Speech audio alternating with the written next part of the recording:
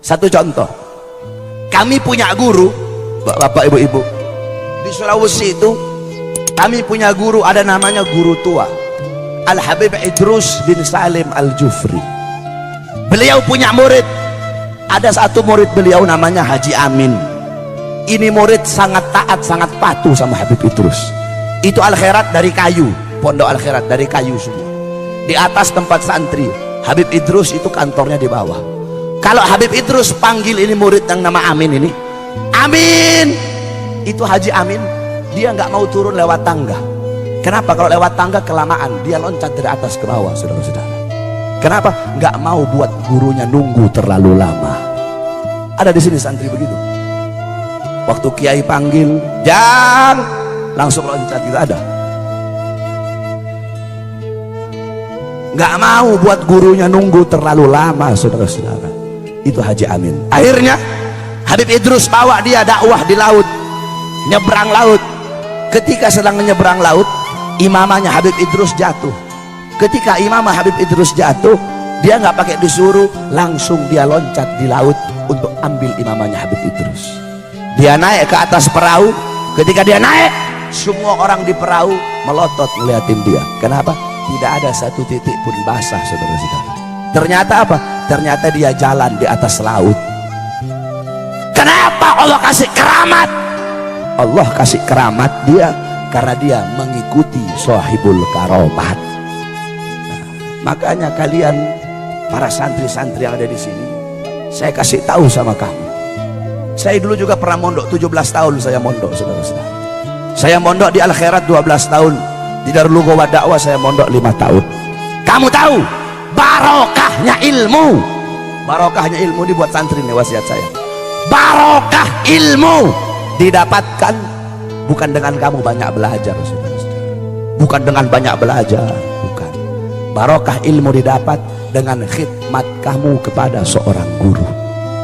Melayani seorang guru, berbakti kepada seorang guru. Kamu belajar sampai kepala kamu botak, belajar Alfiyah, belajar Syarah Ibnu Agil, belajar Fathul Mu'in, sampai botak kepala kamu. Tapi kalau kamu tidak ada khidmat sama guru, tidak ada hormat sama guru, tidak ada melayani guru, tidak ada takzim kepada guru, kamu nggak bakal mendapatkan keberkahan daripada ilmu. Kamu tahu, saya cerita sama kamu, dalam kitab dijelaskan ada satu cerita, yaitu ada satu orang soleh namanya Syekh Ali bin Abdillah Baros. Pernah dengar? Nah, ini Syekh Ali bin Abdillah Baros, beliau belajar sama gurunya, yaitu Habib Umar ibn Abdurrahman Al-Attas. Habib Umar bilang, kalau orang mau tawasul kepada aku, tapi tidak tawasul kepada Ali Baros, nggak bakal sampai tawasulnya kepada aku. Jadi kalau mau tawasul kepada aku, harus tawasul dulu kepada Ali Baros, muridnya beliau. Kenapa muridnya beliau begitu dicintai? Kenapa muridnya mendapat kedudukan yang tinggi?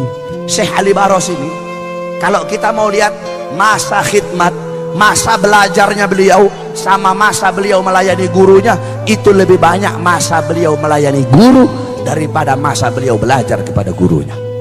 Nah, satu waktu Syekh Ali Baros lagi mijet kaki gurunya.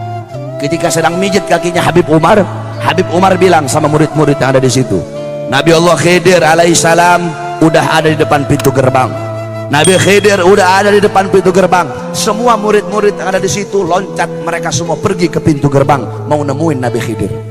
Kecuali Syekh Ali Baros, tetap beliau mijit kaki gurunya. Nggak ada urusan mau Nabi Khidir kayak mau Nabi siapa kayak, kata beliau, tetap beliau pijit kaki gurunya. Gurunya nanya Habib Umar, Ali, itu teman-teman kamu pergi ke gerbang mau minta doa sama Nabi Khidir, kenapa kamu tetap di sini? Apa kata Syekh Ali Baros? Guru, kenapa saya harus menjumpai Nabi Khidir sedangkan Nabi Khidir datang ke sini pengen berjumpa denganmu? Wahai guru, bagiku kedudukanmu sebagai guru lebih mulia dan lebih utama daripada Nabi Allah Khidir alaihissalam. Bagiku kedudukanmu sebagai guruku lebih utama daripada Nabi Allah Khidir alaihissalam. Saudara-saudara, bukan seberapa banyak engkau ada di hati gurumu. Sebab banyak orang sekarang ini cari muka doang depan guru. Santri-santri begitu tuh, cari muka depan guru, bukan seberapa banyak, bukan seberapa besar engkau ada di hati gurumu, tetapi seberapa besar gurumu ada di dalam hatimu, saudara-saudara. Abuya Maliki, Al-Habib Muhammad bin Alwi Al-Maliki, beliau berkata, ada 4 kategori santri itu. Santri ada 4 kategori. Kata beliau, pertama, santri yang pandai, santri yang zaka, santri yang pinter, yang satir, yang alim, santri yang pinter, kemudian melayani gurunya, khidmat kepada gurunya. Ini golongan pertama. Golongan kedua, ada santri yang pinter tapi tidak melayani gurunya. Golongan ketiga, ada santri yang bodoh melayani gurunya. Golongan yang keempat, ada santri udah goblok, udah bodoh, tidak mau khidmat kepada guru. Nah, dari 4 ini yang paling utama yang pertama, pinter melayani guru. Dari 4 ini yang paling hina yang keempat, udah goblok, lapar goblok, kenyang goblok, tidak khidmat kepada gurunya. Kau tahu para santri, kalian para santri, ridhonya kalian, Allah menyembunyikan 3 keridhaan. Pertama, keridhaan seorang anak Allah letakkan melalui keridhaan orang tuanya. Kedua, keridhaan kepada seorang istri Allah letakkan meridhoi keridhaan suaminya. Ketiga, keridhaan Allah kepada seorang santri melalui keridhaan gurunya. Ada satu cerita tentang ketaatan seorang santri kepada gurunya. Syekh Abu Bakar bin Salim, beliau punya murid Syekh Babakhromah namanya. Satu waktu Syekh Babakhromah mau belajar sama Syekh Bakar bin Salim. Kata Syekh Bakar bin Salim, kalau kamu mau belajar sama saya tes dulu. Saya tes, kamu cari gunung yang tinggi, loncat ke bawah. Lihat Syekh Bakar bin Salim itu.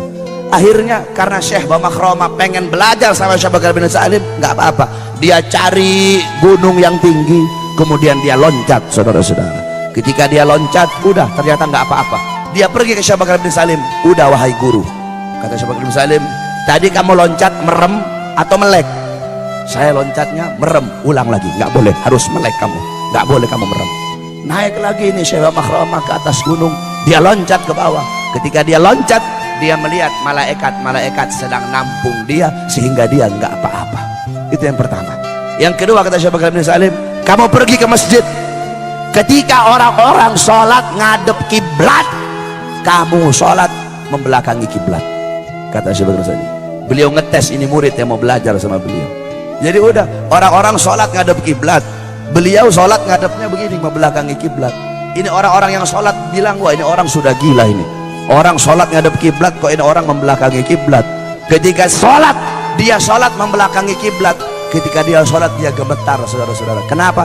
Dia lihat ada Ka'bah di depannya dia. Nah, yang ketiga ini yang paling berat. Kata Syekh Bakar bin Salim, kamu pergi ke Aden. Di Aden ada satu wali namanya Habib Abu Bakar Al-Adni. Kamu pergi ke sana, kamu hina dia. Wah, ini paling berat ini. Akhirnya udah dia menjalani perintah gurunya, dia pergi ke Aden. Dia bilang, wah Habib Abu Bakar lagi duduk sama murid-murid, kalau saya hina depan murid-muridnya, habis saya dihabisin sama murid-muridnya. Nah, Habib Abu Bakar kan wali, jadi walaupun dari jauh Habib Abu Bakar bisa dengar apa yang saya bilang. Ngomong dia dari jauh, ya Habib, setinggi-tingginya ilmumu, lebih tinggi ilmu guruku Syekh Abu Bakar bin Salim. Habib Abu Bakar berdiri, saudara-saudara, ditunjuk ini murid tadi sama Habib Bakar. Itu dari tangannya Habib Abu Bakar keluar api. Begitu mau sampai sama ini Syekh Babakhromah, itu api meledak. Baru dia pergi pulang lagi ke Inat. Ketika dia pulang ke Inat, dia bilang, guru, saya sudah jalani semua perintahnya kamu. Kata Syekh Abu Bakar bin Salim, sekarang aku terima kamu menjadi muridku. Nah, ini Syekh Babakhromah lihat tangannya Syekh Bakar bin Salim gosong. Ini beliau tanya, guru, kenapa tanganmu gosong? Iya, tadi aku menangkis apinya Al Habib Abu Bakar Al-Adni. Kalau aku nggak tangkis, kamu sudah mati saat itu juga. Lihat bagaimana ketaatan seorang murid kepada